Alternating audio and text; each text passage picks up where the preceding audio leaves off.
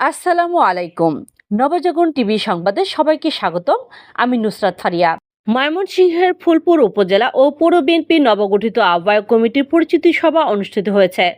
সঞ্চালনায় হেলাল উদ্দিন হেলু, সদস্য সচিব, ফুলপুর উপজেলা বিএনপি; মাহবুবুর রহমান মোস্তফা, সদস্য সচিব, ফুলপুর পৌর বিএনপির অনুষ্ঠানে সভাপতিত্ব করেন আলহাজ সিদ্দিকুর রহমান, আহ্বায়ক, ফুলপুর উপজেলা বিএনপি।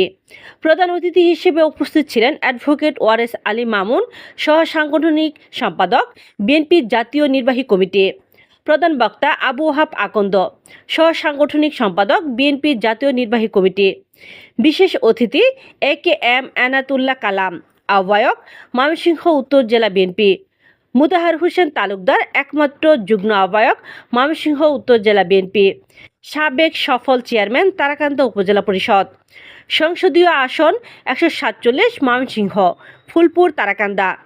আরও বক্তব্য রাখেন মোহাম্মদ আমিনুল হক, আহ্বায়ক, ফুলপুর পৌর বিএনপি; এমদাদ হোসেন খান, যুগ্ম আহ্বায়ক, ফুলপুর উপজেলা বিএনপি; তুজাম্মেল হক রুবেল, যুগ্ম আহ্বায়ক, ফুলপুর পৌর বিএনপি; এনামুল হক বাবুল, যুগ্ম আহ্বায়ক, ফুলপুর উপজেলা বিএনপি; ওয়াজিদুল ইসলাম, যুগ্ম আহ্বায়ক, ফুলপুর উপজেলা বিএনপি; আমিনুল ইসলাম লিটন, যুগ্ম আহ্বায়ক, ফুলপুর পৌর বিএনপি; মাহমুদ রাকিবুল ইসলাম সোহেল, যুগ্ম আহ্বায়ক, ফুলপুর পৌর বিএনপি; মহিবুল হক টুটুল, সদস্য সচিব, ময়মনসিংহ জেলা উত্তর স্বেচ্ছাসেবক দল।